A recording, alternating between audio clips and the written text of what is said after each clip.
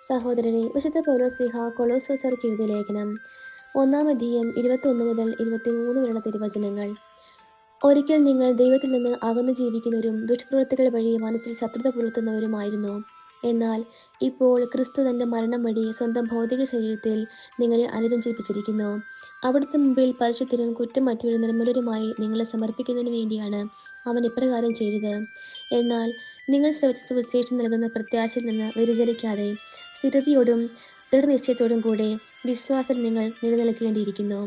ആകാശത്തിന് താഴെയുള്ള എല്ലാ സൃഷ്ടികളോടും സുവിശേഷം പ്രസംഗിക്കപ്പെട്ടിട്ടുണ്ട്. പൗലോസ് ആയ ഞാൻ അതിൻ്റെ ശുശ്രൂഷകനായി. നമ്മുടെ കർത്താവായ മിശിഹായ്ക്ക് സ്തുതി. സഹോദരരെ, വിശുദ്ധ ലൂക്ക എഴുതിയ സുവിശേഷം 1-ാം അധ്യായം 5 മുതൽ 25 വരെയുള്ള തിരുവചനങ്ങൾ.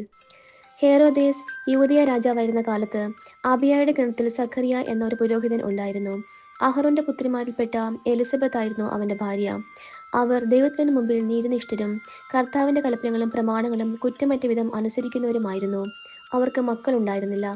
എലിസബത്ത് വന്ധ്യയായിരുന്നു. ഇരുവരും പ്രായം കവിഞ്ഞവരുമായിരുന്നു.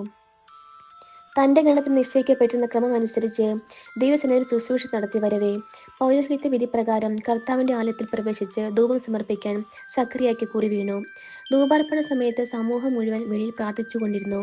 അപ്പോൾ കർത്താവിന്റെ ദൂതൻ ധൂപപീഠത്തിന്റെ വലത്തുവശത്ത് നിൽക്കുന്നതായി അവന് പ്രത്യക്ഷപ്പെട്ടു.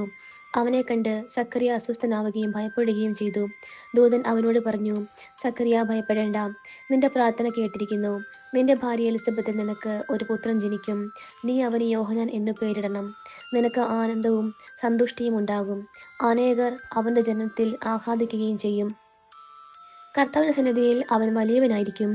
വീഞ്ഞോ മറ്റ് ലഹരി പാനീയങ്ങളോ അവൻ കുടിക്കുകയില്ല. അമ്മയുടെ ഉദരത്തിൽ വച്ച് തന്നെ അവൻ പരിശുദ്ധാത്മാവിനാൽ നിറയും. ഇസ്രായേൽ മക്കളിൽ വളരെ പേരെ അവരുടെ ദൈവമായ കർത്താവിലേക്ക് അവൻ തിരികെ കൊണ്ടുവരും.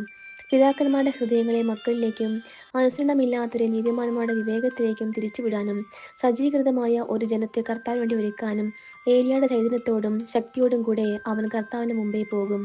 സഖറിയ ദൂതനോട് ചോദിച്ചു, ഞാൻ ഇത് എങ്ങനെ അറിയും? ഞാൻ വൃദ്ധനാണ്, എൻ്റെ ഭാര്യ പ്രായം കവിഞ്ഞവളുമാണ്. ദൂതൻ മറുപടി പറഞ്ഞു, ഞാൻ ദൈവസന്നിധിയിൽ നിൽക്കുന്ന ഗബ്രിയേലാണ്. നിന്നോട് സംസാരിക്കാനും സന്തോഷകരമായി ഈ വാർത്ത നിന്നെ അറിയിക്കാനും ഞാൻ അയക്കപ്പെട്ടിരിക്കുന്നു. യഥാകാലം പൂർത്തിയാകേണ്ട എൻ്റെ വചനം അവിശ്വസിച്ചതുകൊണ്ട് നീ മൂകനായിത്തീരും. ഇവ സംഭവിക്കുന്നത് വരെ സംസാരിക്കാൻ നിനക്ക് സാധിക്കുകയില്ല. ജനം സഖറിയയെ കാത്തു നിൽക്കുകയായിരുന്നു. ദേവാലയത്തിൽ അവൻ വൈകുന്നതിനെപ്പറ്റി അവർ അത്ഭുതപ്പെട്ടു. പുറത്തു വന്നപ്പോൾ അവരോട് സംസാരിക്കുന്നതിന് സഖറിയയ്ക്ക് കഴിഞ്ഞില്ല. ദേവാലയത്തിൽ വച്ച് അവന് ഒരു ദർശനമുണ്ടായി എന്നവർ മനസ്സിലാക്കി. അവൻ അവരോട് ആംഗ്യം കാണിക്കുകയും ഊമനായി കഴിയുകയും ചെയ്തു. തൻ്റെ ശുശ്രൂഷയുടെ ദിവസങ്ങൾ പൂർത്തിയായപ്പോൾ അവൻ വീട്ടിലേക്ക് പോയി. താമസിയാതെ അവൻ്റെ ഭാര്യ എലിസബത്ത് ഗർഭം ധരിച്ചു. 5 മാസത്തേക്ക് അവൾ മറ്റുള്ളവരുടെ മുമ്പിൽ പ്രത്യക്ഷപ്പെടാതെ കഴിഞ്ഞുകൂടി. അവൾ പറഞ്ഞു, മനുഷ്യരുടെ ഇടയിൽ എനിക്കുണ്ടായിരുന്ന അപമാനം നീക്കിക്കളയാൻ കർത്താവ് എന്നെ കടാക്ഷിച്ച് എനിക്കിത് ചെയ്തു തന്നിരിക്കുന്നു. നമ്മുടെ കർത്താവായ മിശിഹായ്ക്ക് സ്തുതി.